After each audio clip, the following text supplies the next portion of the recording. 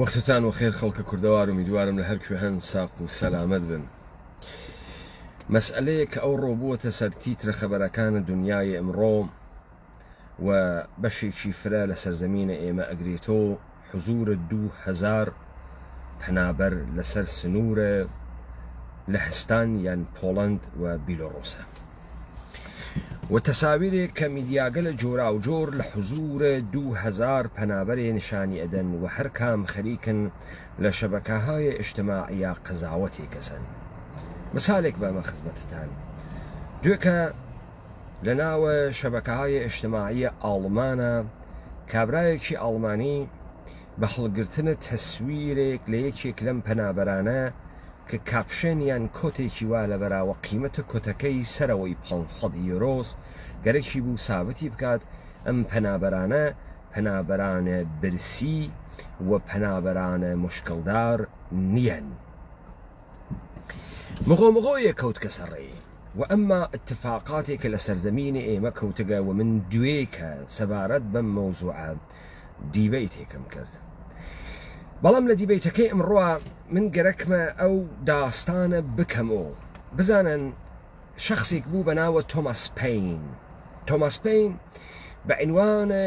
باوکە معنەویە شۆڕشە ئیاڵەتە متحدەیە ئەمریکا بۆ گرتنە سربەخۆیی معرفی کردیا. تۆماس پین ئینگلیسی بوو. پڕفرۆشترین کتاوە تا بە ئیمڕۆژیەک کە لە ئیاڵەتە متحدەیە ئەمریکا چاپ بووگە کتاوە کامن سنسە تۆماس پین بوو. کامن سنس کە بە عەقڵە سەلیم تەرجمە ئەکرێتەوە لە عەسڵا بە معنای حس مشتەرەکە، یانێ هەستکردنەوەی جەمعی، ئەو هەستەی کە مەجموعەیەکی گەورەتر بە یەکۆ ئەیکەن سەبارەت بە قەزایە. ئەم هەستە چۆن دروست ئەوێ؟ ئەم هەستە بە نۆرم، بە کەلامە باو، بە چۆنیەتی حکمدان سەبارەت بە قەزایای جۆرا و جۆر لە ناوە کۆمەڵگایەکە شکل ئەگرێ. بۆیە مردمانە کۆمەڵگایەک بەرامبەر بە ئەمرێکی مشەخەس شێوە هەڵبژاردنە ڕیاکشنێکی تایبەتیان هەست. مەجموعەیە ئەمانە کامن سنس دروسەکە. تۆماس پین پێی بردوو ئەمەی کە خەڵکە ئەمریکا قدرەتە مقابڵەتە کە ئیمپراتوریەتە بریتانیایان لەو پەڕە ئۆقیانوسەکانانیە و سەرزەمینە بریتانیا وەکو سەرزەمینە دایکی ئەوێنن دەلیلی ئەوەسە تەوجیه نەکریاگەسۆ و نەوعی ئستدلالات غەڵەتە. بزانن هەر ئەم نوعی ئستدلالاتەسە کە ئێمەمانان وەختی باو ئەوێ لە ناومانە و تکراری ئەکەین ئەبێ بە مەبنای ڕەفتاریە ئێمە و ئەتوانێت عەقڵە سەلیمە گشتی دروست بکە. مثالێ بەمە خزمەتتان لە سەردەمانە ئینقلابە جنسی لە ئیاڵەتە متحدەیە ئەمریکا ژنانێک کە لە حەوزەی فەمینیزمە و فەمینیزمە ڕادیکالە کاریان ئەکرد لەگەڵە ئەم ئستدلالەی مەزهەبیونە مەسیحی کە ئەیان وت کەنیشکە گەڕاڵ جێگەی بەهەشت نییە، ئەمان ئەیانوت تەبعەن کەنیشکە گەڕاڵێک کە جێگەی بەهەشت نییە هەر جێگەیەکی تر ئەتوانێ بڕوا، هەر جێگەیەکی تر ئەتوانێ بڕوا. یعنی لەبەر سندنەوەی بەهەشت بەڵام دانە ئیمکانە حزورە لە هەر جێگەیەکە کە تۆ تەسەور ئەەکەی. بەم جۆرە ئستدلالاتە بوو کە توانیان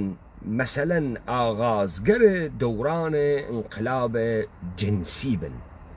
لە ئیاڵەتە متحدەیە ئەمریکا و لە کشوەرە ئەوروپایەکان و بعد تەبدیلی بکەن بە نۆرمگەلە جەهانی و تحت ناوە نەئۆلیبرالیزمە اقتصادی و سیاسی تەزریقی بکەن بە جەهانە. پس نەحوەیە بیرکردنەوەی ئێمە، بیرکردنەوەی گشتیە ئێمە مەبنای خوو و ڕەفتارە ئێمە تەشکیلەدا. من بارهای بار لە دیبەیتەکانە وتگمە ئینسانە کوردی عەقڵێکی ژەڵەژیاگی هەست، دوو تیرە ئامانجێ ناگەیەنێت وەختی قسە ئەکا سەر و بنە قسەکانی معنای نییە. ئایا ئەمە بەم معناسە کە مردمە ئێمە سەتح شعور و سەتح ئاگاهیان وا لە خوارە یانە خەیر ئەم مردمی ئێمە لە بەرامبەرە حەجمە وە گەلە کۆمەیەک لێیان کریاگە ئەقڵی گشتیان کامن سنس و هەستی گشتیان ژەڵەژیاگە خراو بگە سەمەرەیە کە تەولیدی ئەکا نەک ئینسانێکی ئابڕوومەندی فەزیلەتمەندی گەورە مقداری گەورە مەقامی باڵا بەرزە بەڵکو ئینسانێکی هاڕیاک و ئینسانێکی مرتبەت بچووکی قەبارە بچووک دروست ئەکات و لەم حەوزە هیچ کەسی قسەی نەکردگە بزانە لای ئێمەمانان فکر ئەەکەین فەلسەفە شتێکی زۆر پیچیدەیە دەبێت کەس حاڵی نەبێ و فیلسوف ئەوەسەک لە قوشبنی زانکۆیەکە دانیشت بێت و مەتاڵەبێک بنووسێ کە ئێمە گەل سەری لێ دەرناکەین مەتاڵەبە نەزەریەک بنووسێ کە ئێمە گەل سەر دەرناکەین لە کاتێکە ئەساس و کۆڵەکەیە فەلسەفیدەن ئاغای سۆغراتە و ئاغای سوغرات بەخۆی ئێژێ خەرەنگەزە کۆمەڵگا و ئاغای سوغرات قاچە خاتە ناوە خیابانەکانە ئەتن و لەگەڵ خەڵکە گفتوگۆ ئەکا یعنی مەبنای کەمن سنس خەڵک ئەگۆڕێ سوغراتیان بردە مەحکەمە و مەحکەمەیان کرد و وتیان تۆ ئەقڵ گەنجەکانە ئێمە فاسد ئەەکەی چ خۆش بوو فاسدکردنە ئەقڵ گەنجانێک کە لە دابوو نەریتێکە فەرمانبورداری ئەکردن و کۆیلەی ئەکردن و ئەی هێشتنەوە لە کۆیلەیی تێ ئەپەڕین بە ئیستدلالاتێکە سوغرات واداری ئەکردن لە دوایە پرسیارە سوغراتیەکانە خۆیان پێدگەن لە تەحلیلە دیاردەی حزور 2000 پەنابەرێک ئمڕۆ بووگە بەرسەرتیتر ئەخبارەکان و دوێکە مەسعود بارزانی تێت و ئێژێ بۆ کوێ ڕەوەکەن و بۆ کوێ ئەچن و ئەمە خاکە ئێوەسوو بۆ جێتێڵن ئێمە مەجبورین بین لەم حەوزەوە تۆماس پەین دروست تەشخیصیدا بوو لەبەر خاتری ئەوەی جاران بیرکردنەوە لە حەوزەیە تەخەسوسیە خەواسا بوو و خەواس زوانێکی تایبەتی قورسیان بەناوە زوانە لەتین هەبوو و بۆیە مردمە ئەوام تێ نەئەگەی لە نووسینەکانیان بەڵام ئاغای تۆماس پەین هاتووە بە زوانێکی ئەوامانەی سادە فەحمانە کتاوە کەمەنسنسی نووسی ئاخێزە کوردەوار سەربەخۆ محاولە ئەکا چۆنیەتیە دەرک و دەریافت و ڕەوەندە ئاڵوگۆڕەکانە دنیای ئەمڕۆ بە زوانێکی ئەوام فەحمانە بە زوانێکی بە عومقێکی فەلسەفی و نگاهێکی نەقادانەی پرسیارکەرانە لە ڕاستای ڕۆخەندنە ئەم کەمەنسنسە یعنی هەستی گشتیە و دانانی هەستی گشتیە دروستتر حرەکەت بکە اتفاقاتێک کە تێتە پێشەڕێ ئێوە زیاتر متوجهێ ئەوە ئەکا کە ئێمە بۆ هەڵس و کەوتەکانمان غەڵەتە بۆ بڕیاردانەکانمان غەڵەتە بۆ ڕەفتارکردنەکان و خوو خسڵەتەکانمان غەڵەتە غەڵەت لە ڕاستایە ئەوەی کە ئێمە بەو شتەی کە پێی ئێژین سەعادەت بەو شتەی کە پێی ئێژین بەختەوەری بەو شتەی کە پێی ئێژین پێشکەوتن بەو شتەی کە پێی ئێژین دامرکانەوە و ئارامش و ئەمنیەت هیچ ناگەین بەڵکو عمرێک لە ناوە ژڵەژاوی ترساوی دەرچوویە قەرارمان گرتەکە لە فەرهەنگە زوانیە ئێمە وەختی ئەیانوت کەسێک ئێشێت تەماس یان پەیوەندی تەکاتدا بووڕێت ئەیانوت کاورا گولی لێ کریاگە گولی نەخۆشیەک بوو بە عەرەبیەکە ئێشێ بێتەوە جۆزام نەخۆشیەک بوو کە وشکوتەڕی هەبوو و ئەم نەخۆشیە تەواوە لەشە ئینسانی لە ژێر و ئەخوارد ماسوولکەکانی ئەخوارد ئەبوو بەزامە گەورەی کەسیف و لەگەڵە تەماس بەرقەرارکردن یان پەیوەندی بەرقەرارکردن لەگەڵ لەشە گولیە کەسێکی تریش تووشی ئەبوو بۆیە ئەو دیاردەی لە تاکوتەریاکردنە ئینسانێک لە دوورکردنەوەی ئینسانێک لە مەجموعەیە ئینسانەکانی تر لە زوانە ئێمە پێژن کاورا گولی لێ کریاگە دیاردەیە ئەم نەخۆشیە و ئەم مەفهومە کە ئەگەڕێتەوە بۆ چەندێکی پێشووتر من نازانم و جینۆلۆژیەکەی ناتوانم تعقیب بکەم بەڵام ئەتوانم بێژم کە ئەم مەفهومە لە زوانە ئێمە مەوجود بوو. جا بەم دەسەبا من مثالتان بۆ لێ بەم. وەختێ ئێژن گوێمە دەنە پەیمانە حەیدەری. پەیمانە حەیدەری جاشە، پەیمانە حەیدەری تووڕەیە، پەیمانە حەیدەری فڵانە لەبەرەوەی گەرەکیانە گولی بکەن لە ئاخێزە کوردەوارە سەر بەخۆ. وەختی ئێژن جاشە، وەختی ئێژن بێتەربیەتە، وەختی ئێژن تووڕەیە، وەختی ئێژن لاوە خراوە، وەختی ئێژن شێتە، وەختی ئێژن خەتەرناکە.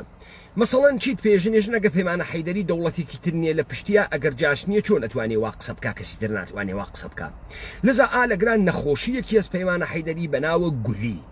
چون تۆ ئەگەر تەکە پەیمانە حەیدەریە تەماس بەرقەرارکەی تووشی گولی ئەوی و ئەم گولیە خەتەرە و ژیانە ئەخاتە خەتەرەوە. تۆ ئشە گولی بکەی لە ئاخێزە کوردەوارە سەر بەخۆ. و لەگران بە تەمامە هێزە دەسەڵاتە حاکمیەتە کۆرپۆرەیتی لە سەرزەمینە ئێمە دەنگ ئێمە قەرارە بربەستی بۆ دروستکەن. بربەستی بۆ دروستکەن. هەر کەسێک و بە جۆرێک گەرەکێسی ئەم خەتەرە کە نۆعێ گولیە بە ئێمە منتەسەبیکە. یەکێژێ شێتە، یەکێژێ دەوڵەتانی تروا لە پشتیا، یەکێژێ ئەمە جاسووسە، یەکێژێ ئەمە تەلاعاتیە، یەکێژێ ئەمە جاشە، تەمام ئەمانە کە گەرەکیانە بکەن لە خەسارناسیە گەرەکیانە بێژن پەیمانە حەیدەری مبتەڵا بە کامە دەردی خەتەرناکە وەکو کۆڕۆنا، وەکو وەبا، وەکو تاعون، وەکو تەمام ئەمانەی کە مستەلزەمن تۆ ئینسانەکانی لێ دوور بخەیتەوە و بەتایبەتی گولی تەماسە لەگەڵە پەیمانە حەیدەری و ئاخێزە کوردەوارە سەر بەخۆ قەتکەن تا گولی نەگرن، تا گولی نەگرن و ساڵم بمێنێنەوە. ئەم گولی لێکراوانەی کە ئیمڕۆوانە سەر سنوورەکانە لە هەستان وە بیلۆڕۆس کێن لە پشتە کامە ڕۆیا بەرە و کوێ ئەڕۆن. ئەمانە سەمەرەی چین لە ڕووبەرە گشتیەکەی و ئەمانە ئینسانگەلە دنیای ئەمڕۆژە قەرنە 21مین، ئینسانگەلە ئەسڵە گلۆبالیزەیشنن، ئینسانگەلە ئەسرە ئینقلاب دیجیتال و ئینقلاب اطلاعاتن. ئەمانە ئینسانگەلە ئەسرە محاصرە و سڵتەیە میدیان. ئەمانە ئینسانگەلە ئەسرە لەزاتە بەرجەستەکراوە حسی لە پاکیجێکی شیرینە لە پشت سریال و ڕیالەتی شەو و تەبلیغات و تەبلیغاتە کالایین. ئەمانە ئینسانگەلە ئەسرە جەدیدن، ئینسانگەلە ئەسرە جەدیدێک و فعالیەت فازڵانەیە ئینسانی چون قابلە دەستڕەس نییە، چون قابلە بژاردن نییە، چون تۆ نازانی چۆنی پێ بگەی و لە ڕێگەی گەیشتنە بەمە تۆ ئێشێ ڕیازەت بکێشی، سەختی بکێشی، ڕەنج بکێشی. ئەمانە قابلە دەستڕەسی بۆ گشتێک نییە، ئەڕۆیتە سەرە کەسبکردنە مەسائل حسی و عینیەک کە بۆ گەشت کەسێک قابلە دەستڕەسیە. بۆ گشت کەسێک پەیداکردنە پوڵ ڕاحەتە، بۆ گشت کەسێک گۆڕینی مەسیرێک کە بتوانێ ماشینێک و ماڵێکی پێ بسێنێت تا پێی فەزیلەتمەند بێت، تا پێی شخصیەتە ئینسانی پێیا بکات، تا پێی مەرغوب بێت ئاسانە. بەڵام گەیشتنە بە مەرتەبەتێکی عالیە ئینسانی تر، گەیشتنە بە ئەو تەوانایەت و شعورت بێت، ئاگاهیت بێت تا بتوانی تەوانە لەزەتت بێت، قابلە بژاردن نییە. هەروەکو ئێمە ئینسانەکان سنووردار کریاگین لە پێستە خۆمانە و پەیمانە حەیدەری لەو دێوی پێستی وەکو لەش ئیتر معنای نییە و من سنووردار کریاگەم لە ناوە پێستەکانمە هەستی بە خۆشبەخت بوون و هەستی بە سەعادەت بوون لە ناو شعور و میزانە دەرک و دەریافتە من و عەقڵە من و ئاگاهیە من و داناییە منە سنووردار کریاگە. هەروە کە یەکێک لە دەلائلێک کە حەیوانات ناتوانن بە مەقامێکی گەورە بگەن دلیلی ئەوەسە کە حەیوانات تەبیعەت سنوورداری کردگن. مەسەڵەن تۆ گەماڵێکە هەست، سەگێکە هەست، فرە خۆشت گەرەکە، گەرەکتە ئەم سەگە فرە خۆشحاڵکەی، بەڵام ئەم سەگەل لە حەدێک زیاتر لە معنای خۆشحاڵی تێ ناگات، تەبیعەت بەری پێگرتەکە. لە جەهانێکی ئمڕۆ کە بە ئینسانەکان بێژریا تۆ دەبێ خۆت گولی لێکراوکەی و بڕۆیتە ناوە ئیندیڤیدوالیزم و جامعەیەکە کە لە مەجموعەیە تاکەکانە پێشتێت و تۆ ئێشێ خۆپەرست نارسیسیست بی و گەیشتنە بە لە زاتە خۆت ئێشێ پێ بنێتە سەر هەرچیشتە لەم جەهانە و جان فرانسوا لویتار ئێژێ دنیای عەسر ئێمە دنیای پایانە ڕەوایەت گەلە گەورەس. لەم جەهانە ئینسان گەلێ تەورید بوو بێ بنەمای ئەخلاقی، ئینسان گەلێ تەورید بوو بێ تەسەورێک لە سنوور و مەقامە ئینسانی، ئینسان گەلێ دروست بوو کە قیاسیان بۆ دروست کرد و لە قیاسێکا کە بۆیان دانیا ئەم ئینسانە کورتە باڵا ماوە. اتفاقێک کە کەوت ئەمەسە تۆ جەهانێکت دروست کرد بەر ئەساسە نظامێکی دەوڵەت ملەتی و لێو دوا لە 1980کانە تەوەسوتە مارگارەت تاچەر و ڕۆنالد ڕایگان و تەوەسوتە پینوشە و دەنگ شیاوپینگە وارد عەسر جەدیدێک بووین بە نامە وۆرد نیو ئۆردەر، نەزمە نەوینە جەهانی و مالکیەت و حاکمیەتە بازار و سەرمایە بەرجەهان. سێ اتفاق کەوتگە: یەک، نە قودرەتە سەرمایە، نە ئەخلاق جەهانی و نە لەزەت تەڵەبیە جەهانی ناچێتە ژێرەبارە نۆرمە هیچ حاکمیەتێک. يعني على رقم ويك تو إنسان قال لك دروس كرجام إنسان قال بابته حج بهاي شي قوري إنساني حج حركة هناكن سي مسألة سنور ناسيت وسي مسألة تابع قانون حج إرادة وحاكميتي كي استيتي نية يك ده صلاة السرماية دو نورم قال أخلاقية جهان نئوليبرالية بازارية سرماية سي لەزەتکە لە گەورەکریاگە لە پشتە فرۆشە کالاکانە ئەم سێ هیچ سنوورێکی حاکمیەتی، هیچ سنوورێکی دەوڵەتی و هیچ قانونێک ڕعایەت ناکەن. هەر ئەمانەی وە گلۆبالیزیشنیان هاورد، هەر ئەمانەی وە بنك جهاني وسنوق بين المللية بوليان هاورد، هر أماني وتبليغ جهان جلوبال وفرهنگ يك دستي جهانيان كرد، هر أمانة شروعيان كرد بساختنا ديوار كان لدور بري يكتريا، ديوار مقدونية، ديوار مجارستان، ديوار إسرائيل، ديوار إيران، ديوار عربستان السعودي، ديوار ناو شارب بغداد، منطقة السبز، منطقة عزيمية، ديوار بين الولايات المتحدة أمريكا ومكسيك، ولنا ودل ديوار كان ديوار قال تريان دروس كرد، ديوار فيما بين إيران وتركيا، ديوار فيما بين إيران وباكستان، لنا والشارة تارانا ديوار محل قال جورا وجورنا وإلهية قيترية شوزانا محل قال بانشار تاراني كان يكيك لخصوصيات جرانبون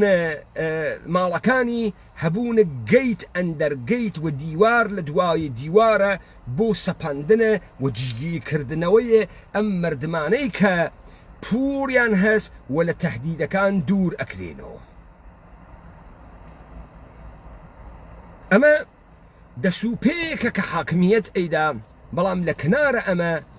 سنور كان حاكمية رنجي باختقه إنسان قال لك محصولة أم جهاننا كليان زل بوغا فعالية بشريان كمو بوغاسو ميزان لذة جوئية حسي وعينيان فربوغا. لذا كابرا فكرك لناو جامعي خويا حتى بهبون أبزار وإمكان شتيك بناو بول زيادة كردن أم لذتانا بوي لو منطقة جغرافيا ميسرنية ولذا بشوين جيجي كترا قري اما بشي يكم يسي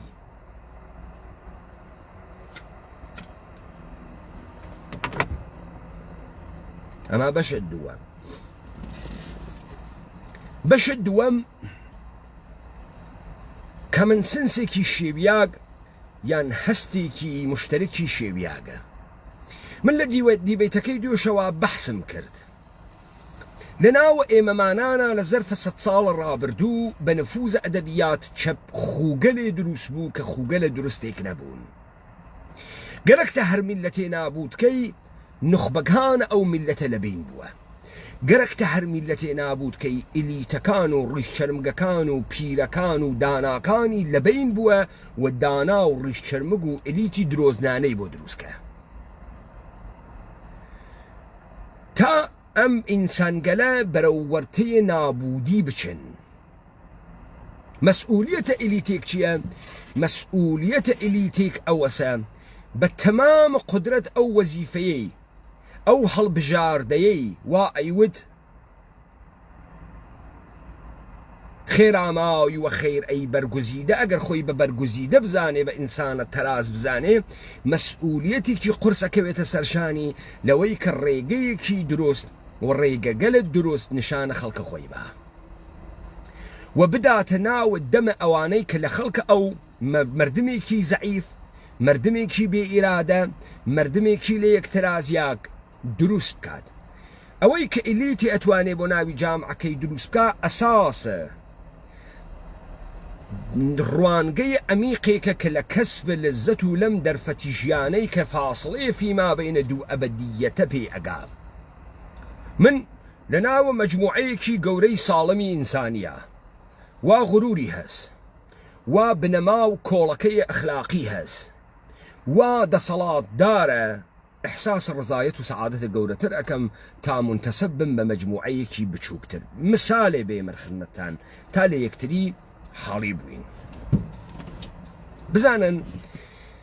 ئێوە بارهای بار لە ناوە ئەم فیلمانە کە تەماشاتان کردگە مناڵێک ئەوێنن کە لە زەعیفیە باوکە خۆی ناڕەحەتە. لە فیلمێک کە لە ساڵە 2001 لە ئەمریکا دروست بوو بەناوە فیلمە کراش، ژنێکی سیاپوست لەگەڵ شووەکەیە وا پۆلیسێکی سفید پوستە ئەمریکایی بەری پێگرتوون، چەرمک پێست بەری پێگرت بوون و عەزیەتیانی ئەکرد و لە کاتە بازڕەسییا دەستی کردە جێگەی خصوصیە ژنەکە و ژنەکە هەڵگەڕیاوە بە شووەکەی وتی تۆ بێخیرەتوی تۆ وجودت نەبوو و پۆلیسەکە دەستی کرد بە منە و تۆ نەتوانی لە بەرامبەریا بوێسی و لەزا ژنەکە پیاکەی بەجێهێشت. تەسەوەر بکەن من گەرەکمە بە ئێوە بێژم تۆتەکە ئیماژگەلێ لە شوو لە باوکە ئارمانی لە باوک ڕوبەڕوو ئەوی تۆ. بێرە ناوە داستانە براکانە کارامازۆف، سەرهەنگ کەسێکی تێ هەڵدریاگە، ئینسانێکی زەعیفی بێدەسەڵاتە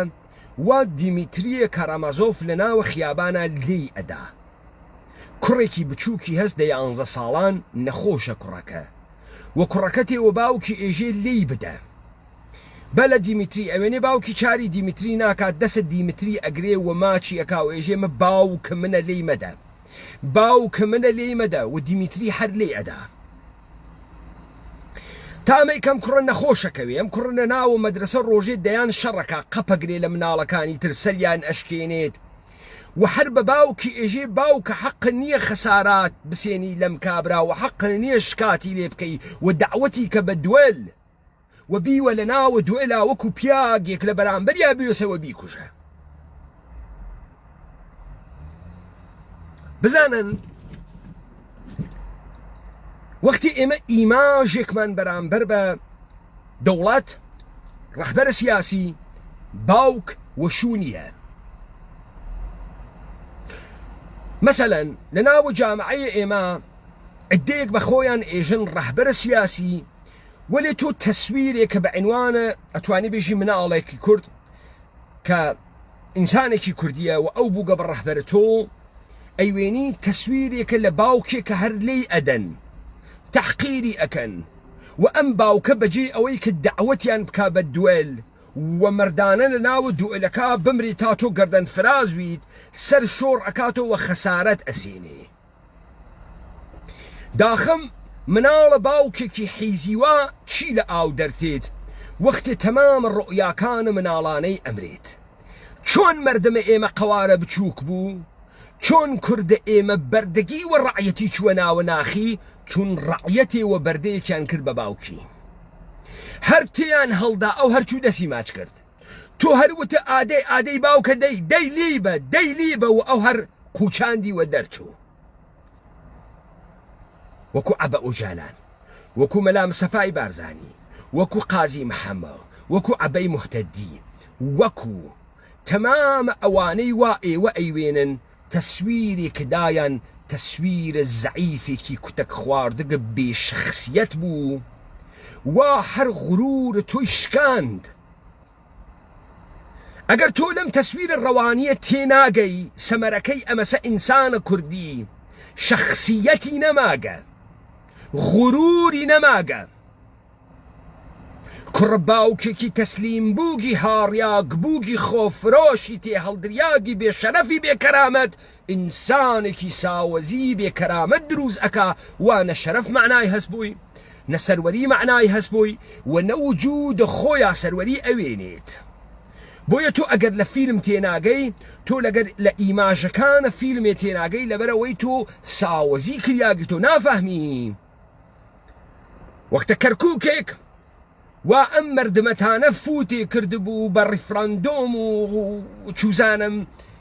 هەڵیەخێن و دای ئەخێن و استقلالەگرین و فرە مهمین و مەسەوای وتکە و مەسەوا ئێژێت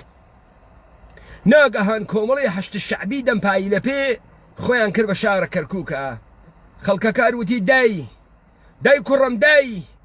دای لێ بدە دای و تۆ کلکە خستە ناوگەڵەوە دەرچوت و چاری ناکەین و ناتوانین و خواهڵی ناگرێت و ناوێت و خەڵکەکار وتی کورە بالێت بکوژرێ با بتکوژن با لە مەیدانە شەڕا بتکوژن سینەم ئەستور کەم بێژم پیاک بوو بێژم مرد بوو چاری نەکرد دنیا گەلە کۆمەی لێ کرد و چاری نەکرد وەرێ تۆ قوچاند و دەرچویت حیزە کوڕە حیز و لە وجودت تۆە هەر حقارەت تەولیدەکا و حقارەت تەولیدەکا سەمەرەکەی ئەبێ بەچی سەبەرەکەی ئەمێ بەم ئەقڵە سەلیمە کە ئێژێ کاکەم خەڵکە حەقیسی دەرچێ بۆ حەقیسی دەرچێ تۆ نازانی دەستگای بارزانی و تاڵەبانی چەنێ زاڵەمە خەڵکی ئەگرێ ئاسمانگ نابێنێ و لێی ئەدا بۆ کاکەگیان تۆ تەسەورت لە حاکمیەت چ بوو تۆ تەسەوەریت لە حاکمیەت خەیرە گشتیە بۆ تۆ تەسەورت لە زندان چییە تەسەورت لە زندان چییە مەسەڵەن تۆ فکرەکەی لە بریتانیا زندان نییە ڤێلایە مەسەڵەن تۆ فکرەکەی لە بریتانیا تەلەڤیزیۆن پێدەن و هەرچی هەفتە ژنێکە بۆ تێرنە زندان و دەسە کێشنە قەیسەر تا ڕۆڵە شیرینەکەم و بەڕاستی و تۆ فرەنگزان مهمێکی یا زندان لەگرا ئەو دەستگاه سەراسەربینە جەرمی بنتهامە وا تەمامە کۆمەلگای بریتانیا کریاگە بە زندان تەکان بخۆی لە نۆرمەکانە حاکمیەت و قانونە حاکمیەتی دەرچی هەڵە ئەوەسێ زیرۆ تۆلەرانسە بۆ تۆ پێت وایە زندان لە جێگەهایترە دنیا چێ شەکلیە کە فکرەکەی لا ئەو خواهڵی ناگری و پارتی لێمانەدا و یەکیتی لێمانەدا تەبیعەتەن لێ دەدا تەبیعەتەن کابرا لەوێ دایە نیاگە تۆ کنترۆڵ کات و تۆ قەبارە بچوو کات و تۆ گەرەکتە دەسەڵاتەکەی لێ بسێنیت و ئەویش مقاومەتەکە کوڕوە لێ بسێنە تەبیعەتەن لێ دەدا تۆ خۆت دوکانە شڕەیەکت هەس و ئافتاوەیەکت هەس و مەسینەیە کەس زاتی نێدەسی بۆ بووە لە بەرامبەریە ئەوێسی ئەی لە میلە ئەسڵەحە بۆی چۆن تەوەقعەکەی بنە ماڵەی بارزانی هەروە جێ بێڵێ بۆ تۆ حیج مخالفەتێکی جدید نەکردگە حیج 4 نەفەرێکە لەگەڵ یەکتریا کۆلە کردگەسۆ گشتان وەیەک و گولیتان کردگە لە یەکتری لاوە و خەتەرناکە و قسەیەکە حکوومەتە حەلیمتی ئەمانگرێ لاوە لەگەڵ یا قسە مەکەن چون حکوومەتە حەلیم لێمانەدای پێت وایە کێ لێت نادا پێت وایە کێ لێت نادا سەربازە بیلۆڕوسی لێت نادا وا دوێ کە بە پاچ پەلاماریەدا دەی تۆ پەلامار دەرە پاچی بۆ پیاگرەوی پەلامارە پێشمەرگە فاسدەکان بەی کە ئامۆزا و پورزا و کەس و هاواشیرەی خۆتن بۆ پیاگە نەبی لەوێ پاچ بۆشێنی ئیستا لە سنوورە لە هەستان و لە سنوورە بیلۆڕۆسا خەریکی بە پاچەکەویتە گیانە سەربازە بیلۆڕوسی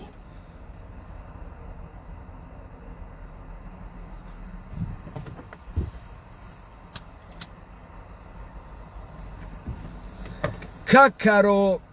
میدەستۆن لە ماکەرەکەی دایکە پرسە حاڵی بووی ڕۆڵە گیان بڕۆ لە ماکەرەکەی دایکە پرسە کاورای کاو لە بێسەر و بن وا خەریکم بۆ هاڕیاگێکی تێهەڵدریاگی تەعەدالێکریاگی وەکو تۆ قسە ئەکەم ڕۆڵە بڕۆ لە ماکەرەکەی دایکە پرسە ئاخە کاورای ئەحمەق تۆ وا 200 دانە وشە نییە لە ناوی ئەقڵ تا فکرەکەی بە زوان چارە منەکەی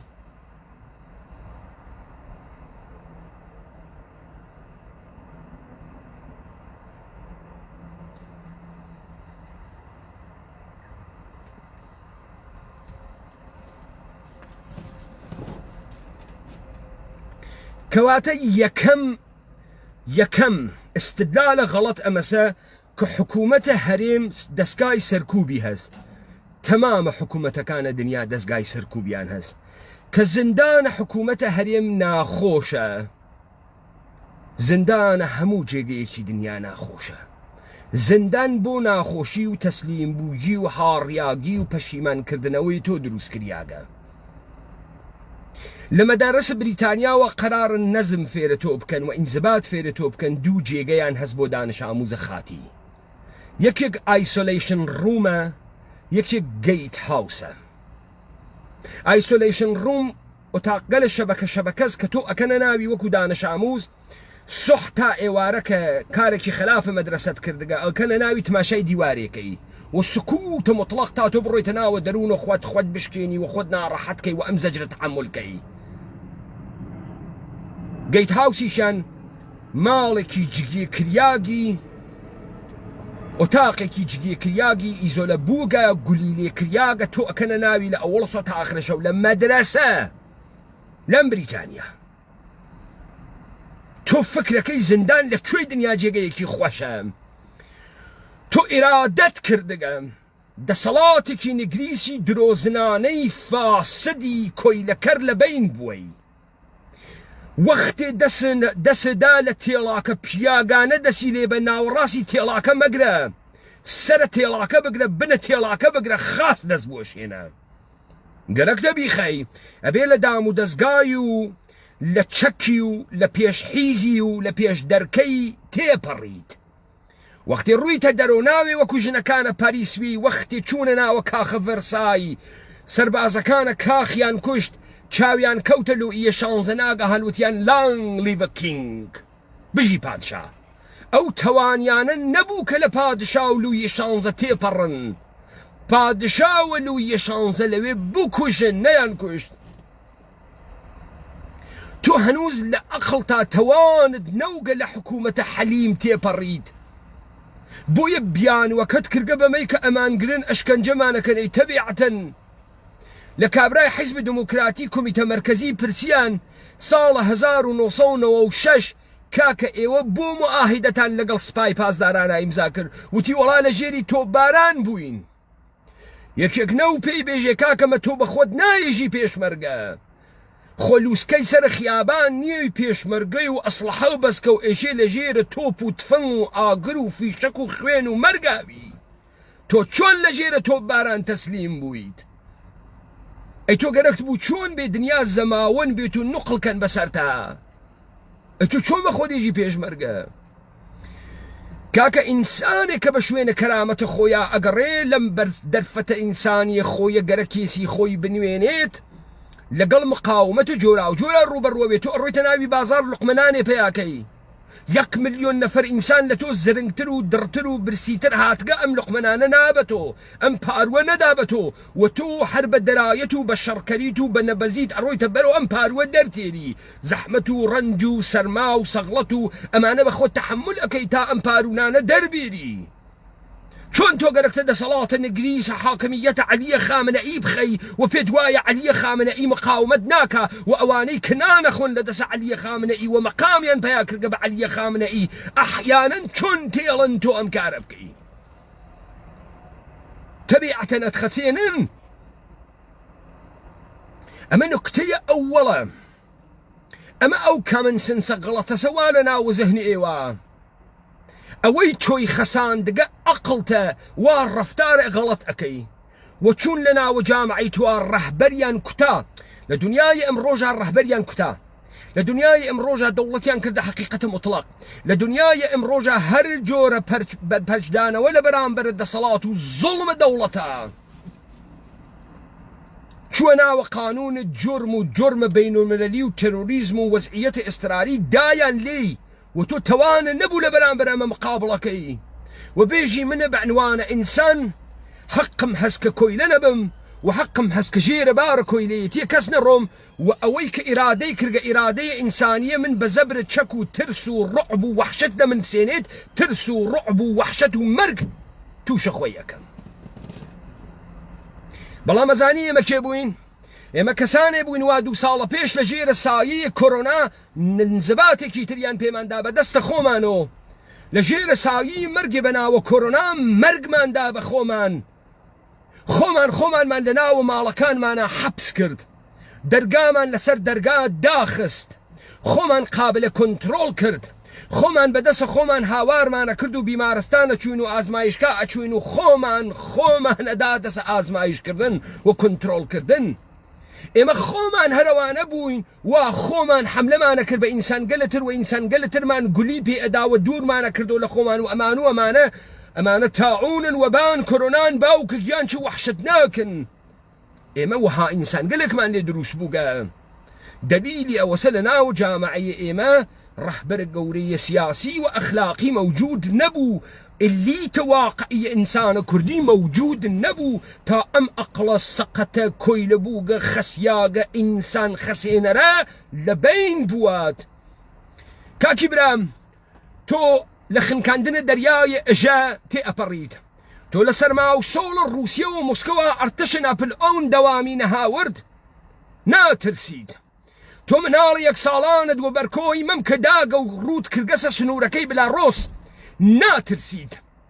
بەڵام لە مقابل بوونە تەکە حکوومەتە فاسدە هەرێمە کوردستان و دەوڵەتە عەلیە خامنەئی و دەوڵەتە فاسدە عێراقیە ئەترسی. چۆن لەوێ لە مەرگە دەریای ئەژە ناترسی، لە سەرمایە بێلۆڕوس ناترسی، لە مردن و برسیەتی ناترسی، وا ئەمری لاشە لەسەر لاشە نیشانە دەی و کزۆڵی ئەفرۆشیتەوە تا خۆت بگەێنی بە ئوردوگا و بە کەمپێکی وڵاتێکی ئوروپایی. چۆنە ئالەوێت توانە ئەو تەنیە؟ چون لەگرا مەشروعیان کردگە بۆت، لەگرا پێت ئێژن دروستە، لەگرا ئەم خەڵکە و گشتی و لەگەڵ حاکمیەتە دڵۆ بۆ ئەسووتێن و فرمێسکە بۆ ئەڕژێن و مەرگە لە ژێرە فرمێسکە پێی خۆشە، ئەمما مەرگە قارەمانانە ناتوانی تەحملکەی. مەرگە لە پەسە سەودایەکا کە حەسی ئەەکەی فکرەکەی پاسپۆرتێکی ئوروپایی و خاکێکەوە قابلە حسە بۆ تۆ تەکە سەروەریەکە وا ناتوانی بیبژێری و قابلە دین نییە بۆ تۆ ناتوانی هەڵی بژێری. بۆیە تۆ تەسویرت لە ئینسانە خوشبەختە سەعادەتمەند ئەوە نییە بگەڕێ بە شوێنە ئەوەی کە کێ واقعەن لە زندگیە شادە، بەڵکو تۆم شادیە لە وجودە دانەیەک سلبریتیە سۆشیال میدیایە ئەوێنی کە ئەحیانەن بە سیلیکۆن مەمکی خڕە، ماشینەکەی ژێری پای ڕەنجڕۆڤرە، تۆ ئەمانە ئەوێنی و فکرەکەی ئەمە چون ماشینەکەی ژێری پێی ڕەنجڕۆڤرە 10 دەفتەر دۆلاری هەز مەمکیشی سیلیکۆنە، ئەمە ئینسان شادێکە لە زندگی خۆی فرە ڕازیە. تۆ وا فکرەکەی ئەویش ئەم تەسویرە بۆ تۆ دروست ئەکا، چۆن نیشانی بامە ئینسانە شادێکە وەختی دەرە دانەیەک شامپاین ئەکاتۆ قوڵتەی تێ و ئەڕواتە خوار و تایسە شامپاینە کردگەسۆ بزانی چ شادێکە بۆ تێدێ وەختی دەرەکەی هەڵەکەی، تایسە 2 پەیک شەراب خواردگەسۆ بزانی 2 پەیک شەراب چ شادیە بۆ تۆ تێرێ. سوارە ڕەنجڕۆڤر بووکی بزانی سوارە ڕەنجڕۆڤر بوون و سوارە پراید بوون تەکە یەکتریا هیچ فەرقێکی نییە و ماشین ئینسان لە نقطەیە ئەی ئەوە بۆ نقطەیە بی. تۆ وەختێ نازانیت سەعادەت ئەمرێکی دەرونیە، خۆشبەختی لە سەڵامەتی و تێت، لە سەڵامەتی ڕۆح و ڕەوانەوە تێت، لە وجودێکی ساڵەمی نەهاڕیاگی گەورەی سەروەرانەوە تێت، فکر ئەەکەی ئەمە تۆ ئێشێ لە تەعقیب کالاکانە بیوێنی چون قابلە دیدە. تۆ ناتوانی بیوێنی من ئینسانە خۆشبەختێکم وا لەم دنیا کەس وە پیاک نازانم خۆم نەوێ، نە دەوڵەتە بریتانیات، نە حکوومەتی، نە دەوڵەتە حەلیمە، نە عەلیە خامنەئی بە قۆنەرەم نازانم، نە حکوومەتە حەلیمە بە قۆنەرەم نازانم، لە ئەو پەڕە شەهامەت و سەلابەتا دەنگ دلێرە مەردانەیە کوردانەی خۆمە دەمە دەرەوە تو ناتوانی ئەمە بفەهمی یعنی ئەمە سەعادەت یعنی ئەمە شادبوون یعنی ئەمە زیندووبوون پویابوون گەورەبوون تۆ ئەمە نافەهمی تەسویری تۆ ئەمەزە خانووەکەی ناهوو من چی شەکڵیە ولی تو هیچ وەخت بەم مەقامە کە من گەیگم ناگەی هیچ وەخت ناتوانی بوێرانە مەردانە کوردانە دەنگە هەڵوڕی هیچ وەخت ناتوانی خۆت لە سەتح سەروەرە ئەم دنیا بوێنیت بۆ کەسی حەساب نەکەی و ئیجازە نەدەی کەسێ شەئنە ئینسانیت بواتە ژێرە سوعال و چکۆلت کاوە بچووکت کاتەوە ئەمە دەرئەساسە چییە؟ دەرئەساسە دروستکردنە هەستێکی گشتی غەڵەتە ئاغا گیان تو حاڵیت نییە خەریکن چیت پێەکەن چۆن تۆ لە مەرگی دەریای ئژە و سەرمای ڕووسیە ناترسی بەڵام لە مەرگی تەکی ڕوبەڕووبوونەوەیە جەلالە تاڵەبانی و مەسعود بارزانی و ئەلکازمی و بەرهەم ساڵح و عەلیە خامنەئی و ئۆردۆغان وەکو سەگ ئەترسی بۆ لەبەر خاتری ئەوەی خوی تۆیان بەم کامن سنسە گۆڕیگە وەختی ئیرادەت کرد هەروە کە ئیرادەت کردگە بێی بۆ ئوروپا و پارەی بۆ قەرزەکەی و خرخاڵی بۆ ئەفرۆشی و ناموسە ئەدەیتە بەر و مناڵ یەک ساڵانە بەرە مەمکەل تێریت و سەرما و سۆڵە ئەوێنیت و شەق ئەخۆی و ئیهانەت ئەخۆی و تەهدیدە مەرگ و ساغی شومە مەرگ ها بەسەر تۆ لە سەرزەمینە خۆتا حازر نەوی لەبەر ئەوەی بووی بە پیا و بە مەرد و ژیانێکی کامەران و سەروەرانە و گەورانەوە بوێ بێتە دەرەوتە ئەم کوشن ئەی پێت وایە لە ئوروپا چی پێکەن ئاخەنە جێگەی مەلەکە ویکتۆریا مەسەڵەن هاتی تەم ئوروپا چیوە دەستێری ئەوی تۆ کێ ئەوی تۆ لۆردە لۆرد ئاف هاوس هاوس ئاف لۆرد ئەرێ ئەیوی تۆ کێ تۆ لەگرا بۆ کوێ هاتگی کەوتکیتە ڕێ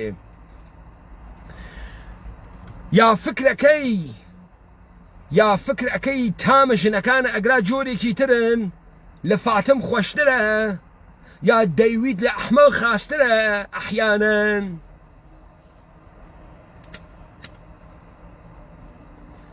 و ئەمما نوکتەیەکی دووەم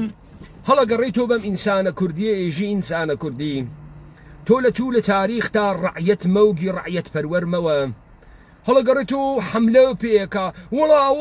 بەگەکان گشتی زاڵەمەوگەن ئەوەڵەن تۆ و ئێمە گشتمان ڕعیەت وگین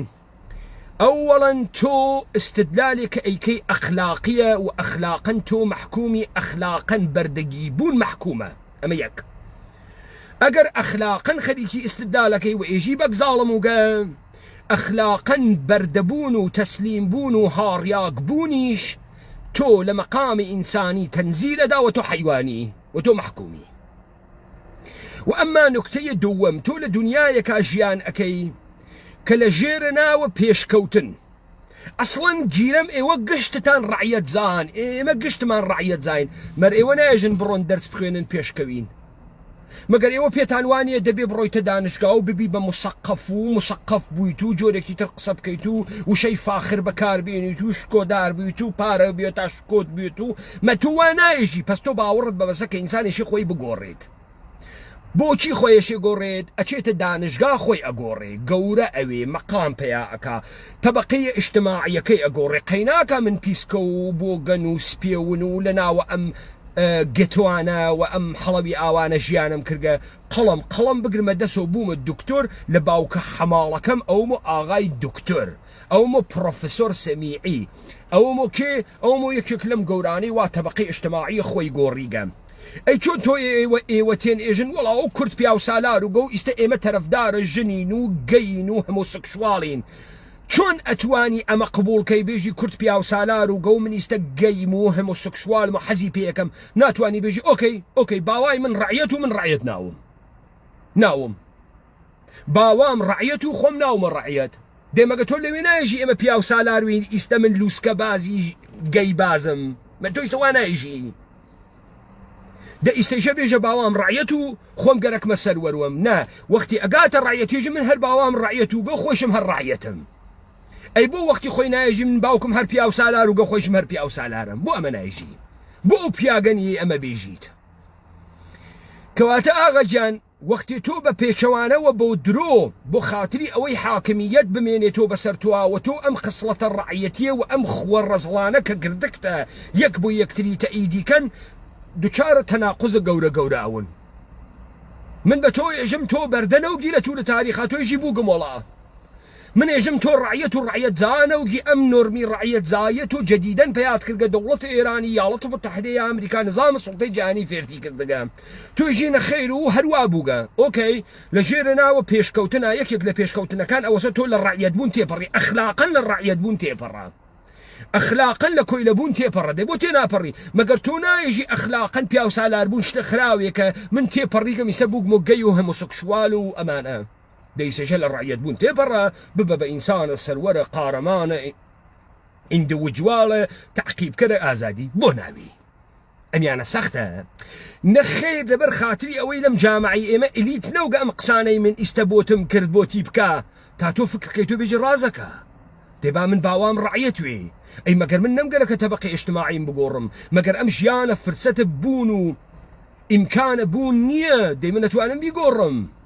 ئەتوانم شەهامەتم بوێ قارەمانیم بوێ ئەتوانم علمم بوێ دانشم بوێت ئەتوانم ببم بە ئینسانێکی فاخری ئینسانێکی سەروەر بۆ ناتوانم بووم بالئەخەرە هەر کەسێ لە جێگەیەکا دەسی پێکردم نیش ئەتوانم. بەڵام عیدەیەوە تۆوتیان دانیشە کوڕ برام و ناتوانیت و کورد ئەحمەقە و کورد جاهلە و کورد نادانە و تۆ هەر ڕعیەت و گیت و توار تجاوز پێکریاویت و تۆ هەزاران ساڵ لە ژێرە سماوی لە گراسە کە بێشەرەفنامە لە وجودە تۆ تەسیری کردە. هەژارم و کوریانی لە وجودە تۆ تەسیری کردە. هێمنم و کوریانی لە وجودە تۆ تەسیری کردە. ئەمانەی بەناوە نخبە و ئیلیت و گەورە و مامۆساوتی هەڵدریاگ و پرتۆکە تاریخی و تاریخ و مێژووی جوولەکە نوویست لە تۆ ئینسان ڕعیەتە کۆیلەیە تەسلیم بوو گیان دروست کردە. دەرەنجامە ئەوە ئەبێ بەم ژڵە ژیاگیە کە ئەم خەڵکە بەدبەختە تێکەوتگە و ئەم خەڵکە بەدبەختە بە لێشا و خەریکە سەرگەردان لە ناوە ئەم جەهانە ئەگەڕێ و ئەمە ڕساڵەتە ئێمە. ڕساڵەتە ئێمە ئەمەسە ئەم ئەقڵە سەلیمە ئەم هەستە گشتیە بشکێنین و دروستەکەی دابنین. پێبێژین ئاغاگیان تۆ حەقت هەست سەعادەتمەندی تۆ حەقت هەست بەختەوەری تۆ حەقت هەست برسینەوی و حەوایجە ئینسانی تێربێت تۆ حەقت هەست ئازادویت بەڵام تەمینە سەروەریت بکە ئەوەی لە ئوروپا اتفاقەکەوێت تەسلیم بوودەگیە مطلق کۆیلەیەتیە مطلقە بۆیە تۆ لە تەواوی ئەم پەنابەرانەی بەناوە فارس و تورک و عەرەب و کورد و هاتگنە ئەم ئوروپا یەک دانە ئینسانە مقاومە گەورە ناوێنی بەرامبەر بە دەسەڵاتە فەڕەنسا و بریتانیا و ئەڵمان بێسێ بێژێ ئێمەیە مەجموعەیە بەشەریە کە ئاوارە بووکینەم سەرزەمینە دارایە کرامەتە خۆمانین و حەقمان هەست دەخاڵەت بکەین لە ئیدارەیە ئەم جامعە و لە دانە قوانینێک کە تۆ بۆ منی تەسویر بەکەی و تۆ وەکو بەڕووماڵاتەکە منە ڕەفتار ئەەکەی من نۆکەرە تۆ نییە من بەردەیە تۆ نییە من تەسلیم بووگە تۆ نییەم ئەگەر پەنام هاورگەسە ماڵەکەت دا لەبەر ئەوە نییە نۆکەری دەکەم نۆکەری ناکەم. تۆ یەک نەفەر واتە نەدی بۆ لەبەرەوەی مشتێ تەسلیم کریاگە هاڕیاگە کۆیلە هاتە ئەگرا و لە ئەو جژیانە کۆیلەیەتی و حیوانیا لەگرا زندگیەکە. ئێوە فکرەکەن ئستانداردە زندگیەکی ئینگلیسی تەبەقەیە کارگەر سەد دەرهەمەدی چێنێکە 4-5,000 پوند. تۆ فکرەکەی ئەمانەی تێنەگرا چەنێ دەرتێرن خۆی بدڕێ 3,000 پوند دەرنایێری. دەیتۆ لە ناوە ئاماربەندی جەوامع ئوروپایە جزء تەبەقەیە کارگەریش نییە جزء تەبەقەیە میزرەبڵی بۆ کوێ هاتگی دەسەڵاتە تۆ وا لە جێگەی خۆتان وا لە ئەو جێگە وا گشتتان ئەم ئەقڵە سەلیمەشکێنن ئێژن پارتی سەرکوبەکە ئێمەی کوژین پارتی ئەمانگرێ ئێمەی تۆپێنین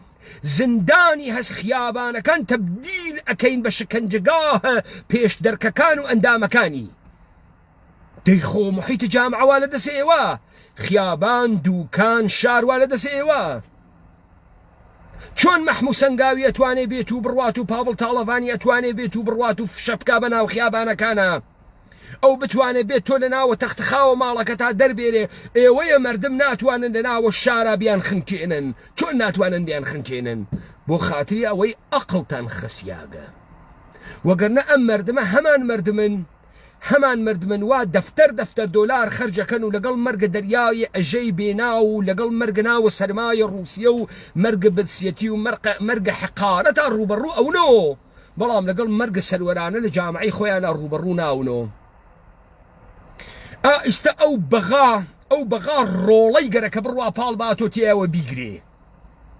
کەچی لەم سەرزەمینە ئێرادەیە سەروەریان تیا کوشتگەن ئائیستە لەو سەرزەمینە لە تاران ڕۆڵەی گەرەکە بڕوا پاڵ باتۆ فەساد تا بینە قاقا هاتگە کەچی ئەم مردمە گشتی خەریکە هەڕاکە گشتی قەبارە بچووک خۆ فرۆش لەش فرۆش تەن فرۆش دز دەخەڵ بێ ئەعتماد تا ئەگرایە وایە پێ هاتگە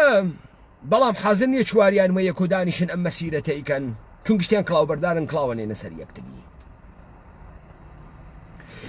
ئەمە اتفاقێکە وا ئێمەیان گولی لێکراو کرد تا بە ئەگرا بمانگەیانن تا لە پشت ئستدلالاتە ئەحمەقانە ئێمە خۆمان بشارینەوە بۆ ئێمە حەزەکەین بە تەسویرە کزۆڵی لەبەرەوەی بە تەسویرە کزۆڵی ئێمە هەمیشە خواردگمان و خواهڵی ناگریت و پەنابەرانە سەرمایانە و نانیان نییە بیخۆن و چی بکەن حکوومەتە حریم کاریان پێ نادا و چی بکەن زۆریان بۆ هاتکە و خەدەماتە کارەبان نییە و برسیانە و خی و تخوا و کابرای ژیژە ناگەڕێمەوە و لەگرا خۆمە تۆ پێنم و ناگەڕێمەوە و بەڕاستیەوەی جیجێ باری کەڵاو و فرە موهیمی نەوەڵا نە موهیمی نە کابرای پەدەر سوختەی کڵاوبەردار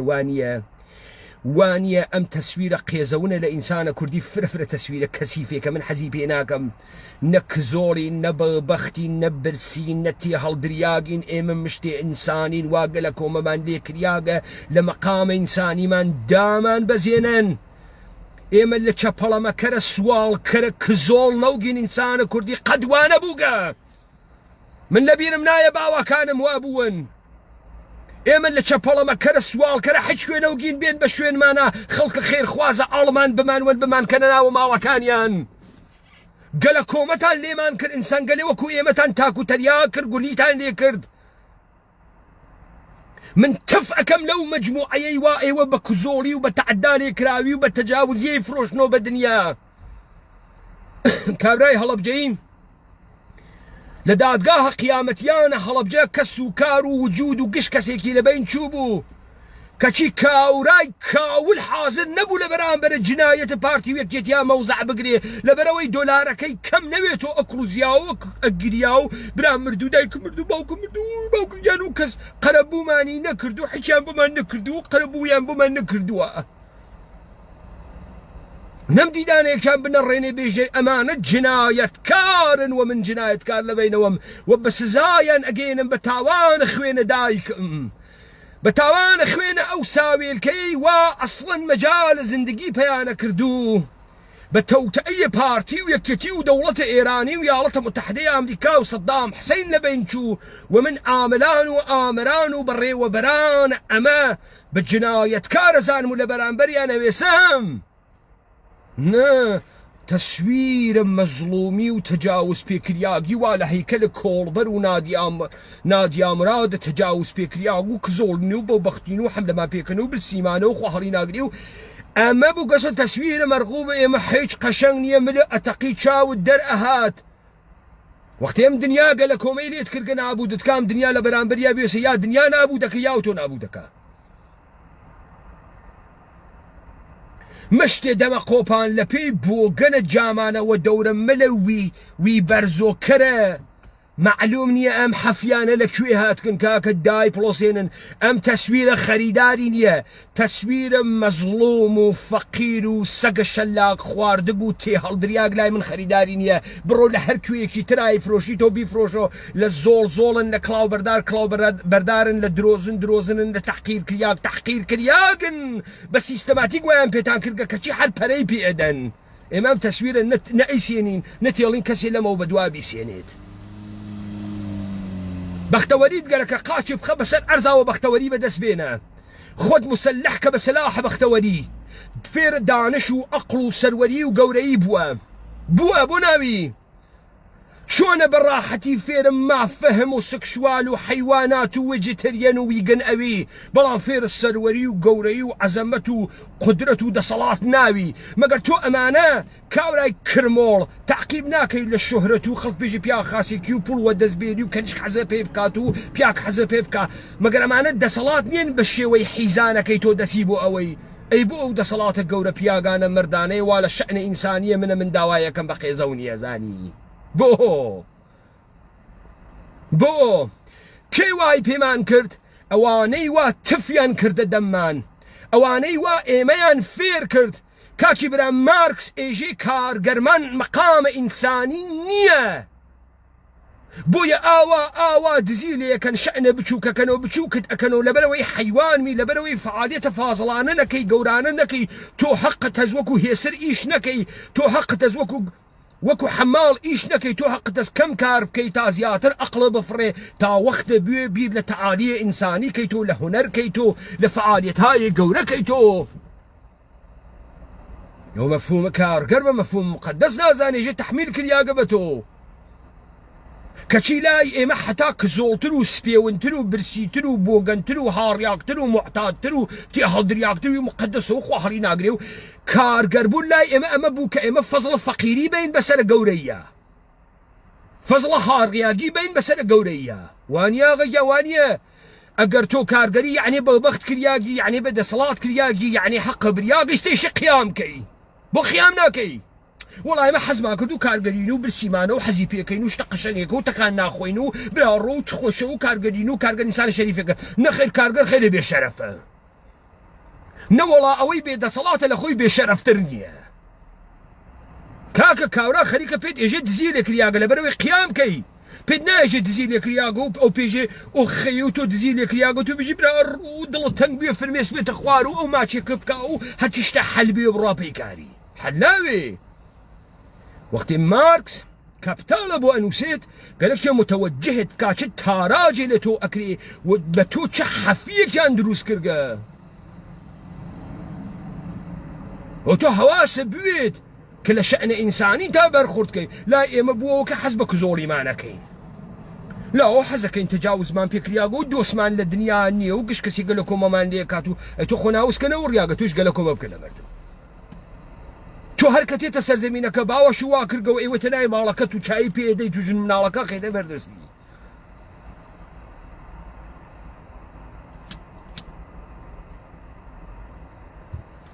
ئەمە دەرئەسەرە چ بوو؟ دەرئەسەرە دروستکردنە ئەقڵێکی سەقەت و کامەنسنسێکی سەقەت بوو لە جامعی ئێمە اتفاق کەوت و ئێمە وەکو ئاخێزە کوردەوارە سەربەخۆ ئەم ئەقڵە سەقەتە و ئەم کامەنسنسە سەقەتە ئەشکێنین ئەی حاڕین و لە بینی ئەوەی و ئەوەی کە واقعیە و تەولیدە ئینسانە کوردی لە جەهانە کوردیە ئەکادای ئەنینێ جێگەی ئەگەر مردمە ئێمە ڕەفتارە غەڵەت ئەکا دلیلی ئەوە سەوایان پێکردەکە ئەگەر مردمە ئێمە هەڵسوکەوتە غەڵەت ئەکا دلیلی ئەوە سەفوا فێریان کردەکە ئەنا من پێتانەموت ئەوەی وا لە سەرما و لە خنکانە ناوە دەریای ئێژە و سەرمای ڕووسیە ناترسێ بمرێ لە مەرگە لە بەرامبەرە دەسەڵاتە قێزەونە پارتیوێکی تیشان ناترسێ هەزار نەفەریان لەو مەرگە نەترسن مەسعود و بنەماڵەی تاڵەبانی ئێشێ لە ئەمریکای لاتینا بیانگرین عەلیە خامنەئی ئێشێ لە کۆشکەکەی بە شارەسەدا دەری بێرین وا دەرەچن ئەمە ئەساس بوو گەسۆچی ئەساس ئێمە گولی لێکراوانین وا خۆمان فێر بووگین خۆمان سەرکوب بکەین و ئەقڵە سەقەت بخەینە جێگەی ئەقڵە ساڵم و ئیحساساتە غەڵەت بخەینە جێگەی ئیحساساتە دروست و مەبنای ڕەفتاریمان ڕەفتارێکی ڕۆژ لە دوای ڕۆژ ئێمە نابووتر بچووکتر ترسیاکتر کاولتر بکە ئەگەر بتفەهمیایە کوڕەکەی سەرهەنگ لە سەخیفیە باوکی ناڕەحەت بوو نەخۆش کەوت کوڕەکەی سەرهەنگ لە سەخیفیە باوکی تووڕە بوو و لە مناڵەکانی تری ئەدا لەبەر ئەوەی سەخیفیە باوکی تانە بوو لەسەر شانی کوڕەکەی سەرهەنگ و باوکی ئەوت پارە نەسێنی و ڕزایەت بەیها کاورا دعوت کە بۆ دوێن باوکی شێوی کاورام کوژێ ئەیو با بتکوژێ دعوەتی کەوە دوێن من باوکە حیزم نەگەرەک